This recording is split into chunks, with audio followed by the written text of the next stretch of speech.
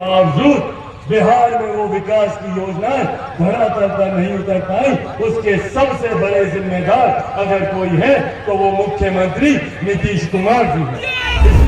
मेरे नेता के तमाम समर्थक, यहाँ पे मौजूद तमाम लोग सही मायनों में स्वर्गीय रामविलास पासवान जी को श्रद्धांजलि, जिन्होंने अपनी अंतिम सांस तक बिहारियों के लिए वो चिंता की, विधानसभा में भेजे, जो सही मायनों में हमारे लिए लड़ाई लड़े, जो सही मायनों में हमारे हक अधिकार की बातों को विधानसभा में उठाने का काम करें, विधानसभा में भेजे, जो सही मायनों में हमारे लिए लड़ाई लड़े, जो सही मायनों में हमारे हक अधिकार की बातों को विधानसभा में उठाने का काम करें। और कहीं गलती से मौजूदा सरकार के प्रत्याशी चुनाव अगर जीतते हैं तो वही जंगल राज की बात होगी, वही लाठियां चलेंगी, वही अपहरण, डकैती, लूटमार, बलात्कार, हत्याओं का सिलसिला जारी होगा जो मुख्यमंत्री नीतीश कुमार जी के शासन में होता है।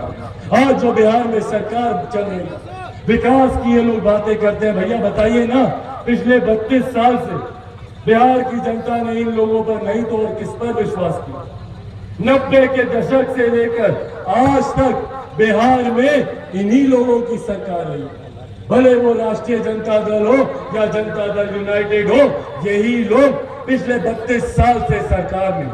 और आज ये लोग बात करते हैं भैया हम लोग बिहार में विकास करेंगे। जो लोग जब सत्ता से बाहर होते हैं तो लाखों रोजगार देने की बात करते हैं, और जब सत्ता में आते हैं तो वापस से लाठी चलाने का काम हमारे युवाओं पर, हमारे शिक्षकों पर किया जाता है। ये इनकी दोहरी नीति को दिखाता है।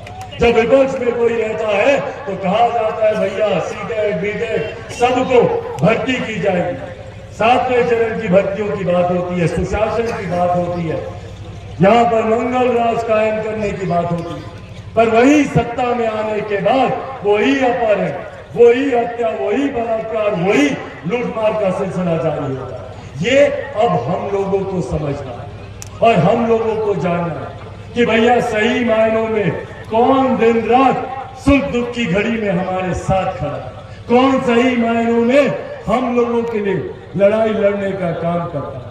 और आज साथियों, विशेष तौर पर यह आग्रह मैं अपने उन साथियों से करूंगा जिन्होंने हमेशा मेरे नेता, मेरे पिता आदरणीय रामविलास पासवान जी का साथ देने का काम किया, जो मजबूती से हर परिस्थिति में मेरे नेता के साथ खड़े रहे।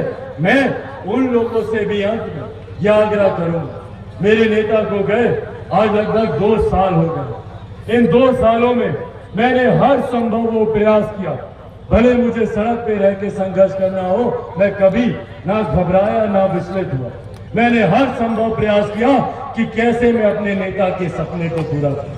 विकसित राज्य बनाना मेरे नेता का सपना था। उन्होंने 50 साल से ज्यादा, 5 दशक से ज्यादा सक्रिय राजनीति में उन्होंने दिए ताकि हमारे प्रदेश के लोग आगे बढ़ सकें। और मैं गर्व के साथ कहता हूं कि 50 सालों में मेरे नेता पर कोई 1 रुपया तो क्या 1 पैसे तक का आरोप नहीं लगा सकता। इस बात का डर मुझे, उन्हीं का आंसू है, उन्हीं का खून है मेरी रगों में। और ये वादा आप लोगों से करके जाता हूं कि जब तक बिहार को एक विकसित राज्य नहीं बना दूंगा तब तक मैं भी चैन की सांस नहीं लूंगा। ये वादा आज आप लोगों से करता हूं। पर बिहार में विकास की बात अगर कोई एक नेता करते हैं तो वो हमारे प्रधानमंत्री आदरणीय नरेंद्र मोदी जी।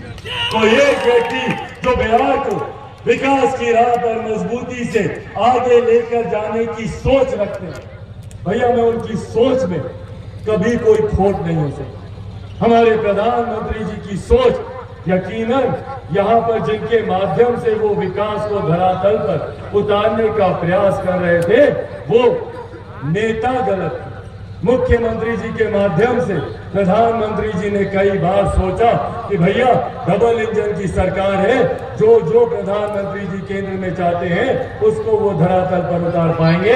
पर हकीकत है बावजूद बिहार में वो विकास की योजनाएं धरातल पर नहीं उतर पाई, उसके सबसे बड़े जिम्मेदार अगर कोई है तो वो मुख्यमंत्री नीतीश कुमार जी है। इसीलिए साथी इसीलिए अंत में यह आग्रह करना है कि ऐसे नेताओं को चुनकर बिहार की विधानसभा में भेजिए जो हमारे प्रधानमंत्री आदरणीय नरेंद्र मोदी जी की सोच को मजबूत करने का काम करे, जो मेरे नेता स्वर्गीय रामविलास पासवान जी के अधूरे सपनों को पूरा करने का काम करे। और इसीलिए आग्रह करता हूं कि हमारी बहन कुसुम देवी जी, जिनका पता है ना उसमें ईवीएम पे कौन से नंबर पर है, सबको पता है, सब लोग दिखाइए तो, सबको पता है 2 नंबर। हाँ, ये निशान किस चीज का निशान होता है? विक्ट्री का निशान होता है, विजय का निशान होता है। तो विजय तो पहले से ही सुनिश्चित है। इस बात को हम लोग को तय करना है कि 3 तारीख को कोई ना छूटे, कोई भी नहीं छूटना चाहिए। चाचा चाची, दादा दादी, नाना नानी, भाई बंधु, यार, रिश्तेदार, सबको लेकर जाना है मतदान बूथ। वहां पर लेकर जाकर 2 नंबर पर बटन दबाएंगे ना। युवाओं को अकेले नहीं जाना है, अपने साथ 10-10 लोगों को लेकर जाना है। लेकर जाएंगे, चाची जाइएगा ना, आप उठाकर बताइए, सब लोग जाइएगा ना, सब लोग जाइएगा। तो 3 तारीख को 2 नंबर पर, और छाप कौन सा होगा? कमल का फूल।